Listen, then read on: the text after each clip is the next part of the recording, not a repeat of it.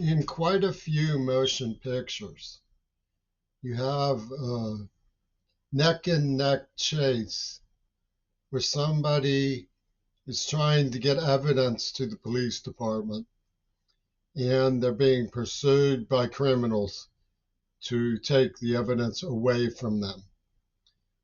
The film Diva, a French New Wave film, which was involved in the semiotic that I research, is a good example.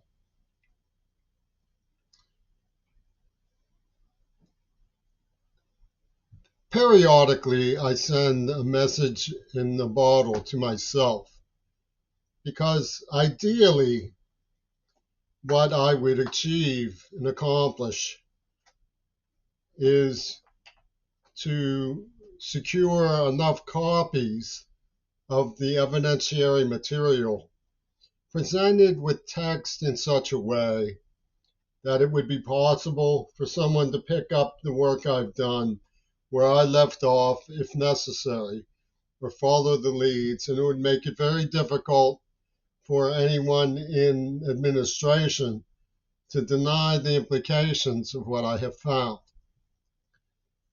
Because I can't do all that work at once at the present time because of financial and physical limitations, I'm working on it, slowly but surely. I do these message in the bottle presentations so that at least maybe someone can pick up on the themes and ideas this way. I have no real certainty that anyone friendly watches, but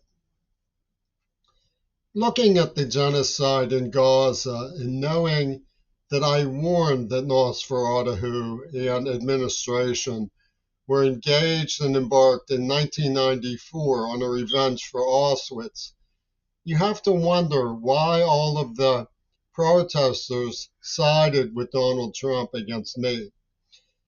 And you have to believe, you have to want to believe, that they don't realize what they're doing. They don't understand that John Lennon did not die and that I was not hunting a virgin. Much less did he die because I was hunting a virgin, which is the way Paul McCartney and Ringo Starr presented Donald Trump's idea.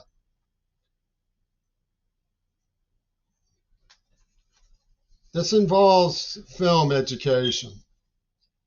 There's a film about Adolf Hitler's cinema that presents the idea of there's a woman here looking into a mirror, and the mirror becomes cinema. And the caption reads, "A timeless moment when cinema celebrates itself." In other words, cinema is seen as a mirror in this mode of thinking. So let's discuss a couple of films. This was made July 1963 through January 1964. It's from something called Cruel Gun Story. An armored vehicle is coming to a roadblock in the scene. I pair this against another film which was being made in July of 1963 and released in January of 1964. Notice they followed the same time frame, the same chronology. The second movie was Reagan's last film. It is called The Killers. He says, "Let me do all the talking. I'll do all the talking." And it's next to the roadblock. You can see the roadblock light. And it's next to a scene from Cruel Gun Story. Notice the invisible hand in the Heil salute. The Japanese film Cruel Gun Story also has a roadblock. In Cruel Gun Story, they show a road map and say, our plan is to get them onto the street. Our plan is to get them onto the street. It's widely known in research circles of the Kennedy assassination that Kennedy's motorcade was rerouted down into Dealey Plaza. In this scene, you see Reagan talking to his two men in his two armored vehicle film. And he says, the man driving says, "What is it this time?" And Reagan says, "Who knows? They're always tearing up something." So when you look at the comparison, he's telling them to go by a different road. As in Cruel Gun Story, they're told to go by a different road. And you can see the roadblocks from the killers.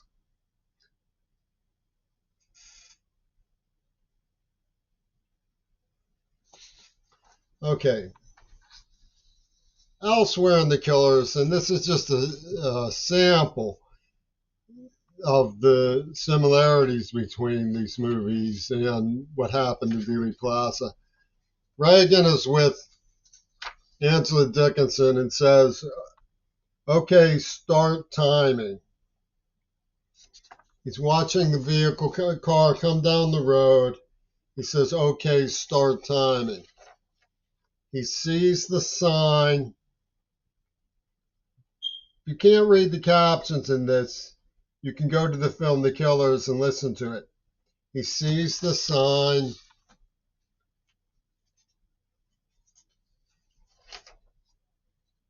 Waits.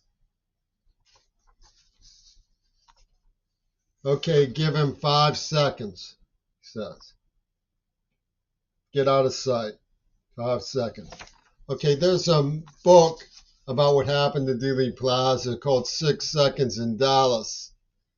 And what you see is he sees the sign, Stemmons Freeway sign, and the brakes lights go on. You can see it in the Nix film. A man named Nix made a film, which you can see the brake lights go on. He sees the sign, waits, and in 6 seconds, 5 or 6 seconds, Kennedy is finished by the killers in A Cruel Gun Story. Now, taken behind the scene of the grassy knoll, you can see a man with a coat jacket over his left hand as though he's hiding a pistol. And having realized that a super story was encrypted in fourth dimensional psychology of cinema theory by an international access consortium who wanted a hidden hand God. Remember the salute had an invisible hand in Cruel Gun Story at the roadblock? Rewind if you'd like to see it again. When I realized that this was a hidden psychology for an invisible dictator playing God, then of course most people who knew me realized that I was after this issue because of the AIDS attack as a medical library clerk, not because of John Lennon. John Lennon was used to subvert this because he was part of this operation. He pulled a Houdini, as we will get to, and I will demonstrate. But the semiotics go into cinema a great deal. Says,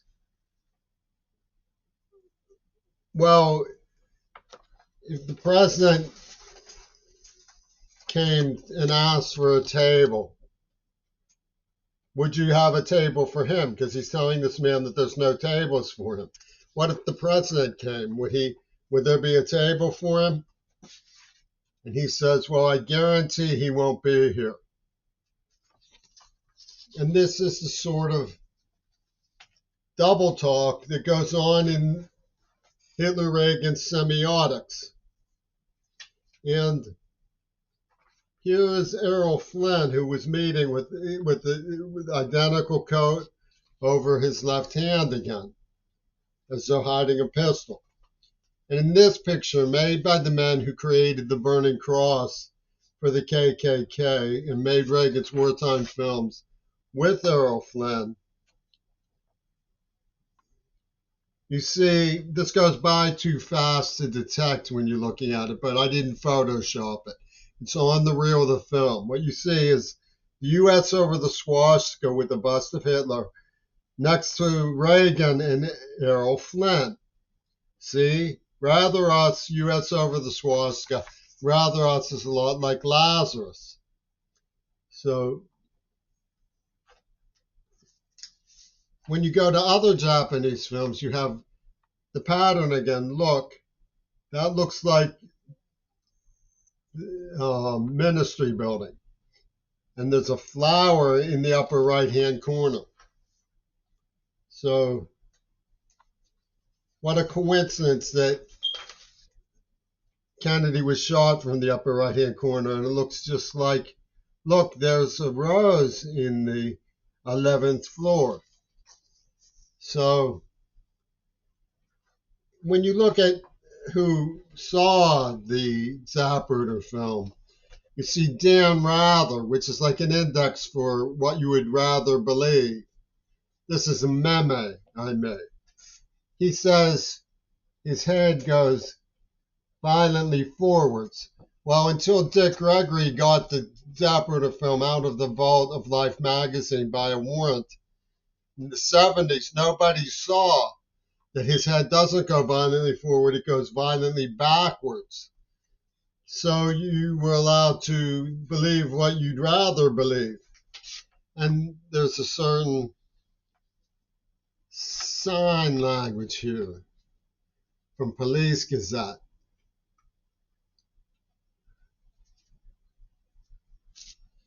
which the Dallas Police Department, of course, followed closely in those days. And you find it elsewhere in Japanese films. 45 Champ 63. 45 is when they were defeated and the champ comes back in 1963. And this crowd launched from the New Age magazine in the time that the nuncio was in Fayoum introducing D.W. Griffith to Mussolini. The era of the great dictators in the Hollywood studio system got off the ground in a counterfeiting den of contested sovereignty. Kennedy's sovereignty was contested in Dealey Plaza. This is from the Odessa file. It's from the beginning when they're rolling the credits. John Voight is driving down the road in the rain, and it's November 22nd, 1963. And they're announcing Kennedy's murder when the name Oswald appears on the screen. And it fades, dissolves into Ronald. And the killers, you see a pan from a freeway up an office building to the upper right-hand corner, and a man has his back to you. He turns around, and it's none other than Reagan. In Diva, they say, the tape is in the postman's bag. My birthday appears on a poster in that magazine.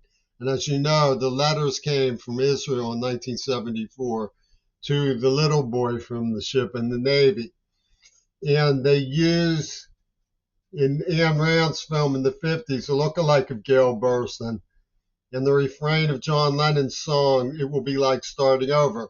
And notice the thunderclap sign language with Neva Corporation's pornography films and the rerouted motorcade symbol. So you're not just talking about Kennedy being killed over Hiroshima, but you're also talking about the symbolic retribution of the Japanese woman. Now, the letters say, I'm really sick of Nabucco and her stupid code about what boys should do and girls should do. Nabucco is the name of the star of the film, Children of Hiroshima. And when you look at the Telltale clip, which was made by Ringo Starr and his friends, which is over Midori Goto, you see two girls that are identical. One has a ball and one doesn't. And a woman jumps off the diving board with her legs spread while the Ringo Decoy closes the book on the subject of Two Virgins Pussy Ball. You have to be able to see the whole Telltale clip to see how telltale the whole operation really is. There's four themes: the escape of Adolf Hitler, the murder of John Kennedy to avenge Hiroshima. And it's set up here in Tacoma. They have the Tacoma Dome. There was a Hiroshima Dome. At the magic disappearing mountain, Mount Rainier comes and goes. It's mysterious. They were going to drop the bomb on the sacred mountain of Japan as a demonstration. There was an argument about that. Then you have the thunderclap image. It will be like starting over. The symbol of the Japanese woman with a pole in the middle of the legs of the violin player, who looks also exactly like Gail Burston. That's Seattle Center. And on the cover of God Save the Queen in 1979, that was made by one of Reagan's and John Lennon's best friends, Robert Fripp, in 1979, the year before Lennon's Houdini. In this Reagan film, he says, well, I was out there in front for a while, then bang, I was flat on my can. Now you're going to remember this day for an awfully long time, aren't you? So what you see is a pattern of semiotics in cinema. And they have hidden away in places like Midori Teriyaki and Greg's Sworn Automobiles, downtown Seattle. Seattle's priceless involvement in the assassination plan and Two Virgins Pussy Ball. And Gail Carolyn Burston wrote, I say is, not was, on the script.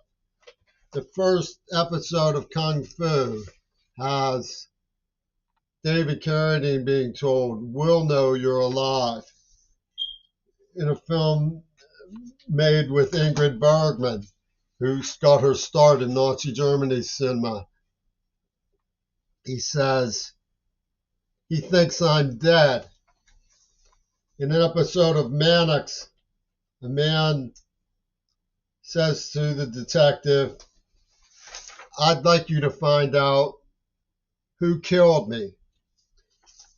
Ian Fleming and Alan Dulles were friends. Alan Dulles was known to have been involved with the Kennedy assassination. Ian Fleming wrote, You Only Live Twice.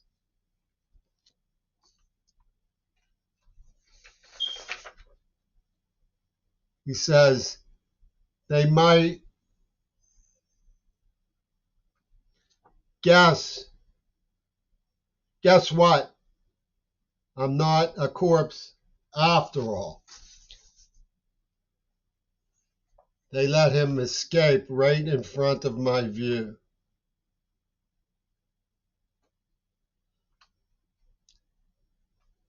And I warned people in 1994 that they were in Carnegie Mellon University about a revenge plan for Auschwitz. Meanwhile, I was being stalked by the people who left don't know who injecting people. And now this was all because of a Venus flytrap operation on Mount Desert Island with a man extolling Joseph Goebbels. This was on the back of my father's obituary. It's signed don't know who. Don't know who. Like who done it, don't know who. And this was appearing in Pitt News. The name Yoko was appearing in Pitt News. While her attorney was sending me flattering stationery about things like the whole is greater than the sum of its parts. It must be the season of truculent machines. They set up a telltale clip mirror of reality, which was what Seattle used as their excuse for justifying how I was tortured and molesting me and giving me Parkinson's. Because it's Two Virgins Pussy Ball. You can see how viciously I was mauled as a child. And these are the people who killed Martin Luther King but promoted Obama. You can see that clearly from not only the script but the Jet magazine. They use symbols. Remember the Great Dictator starring Charlie Chaplin? They use Charlie Chaplin iconography in several Japanese films because they're turning it around. 45, Champ 63. It's a revenge system. They rerouted the motorcade and used the symbol of the rerouted motorcade and the symbol of Hiroshima. You can see by comparing the charts of Dealey Plaza with the film Cruel Gun Story. You can see it on Oswald's Army ID. December 7th, the anniversary of Pearl Harbor. You can see the way they depicted, they assassinated the black male image in Birth of a Nation, depicting him as drooling.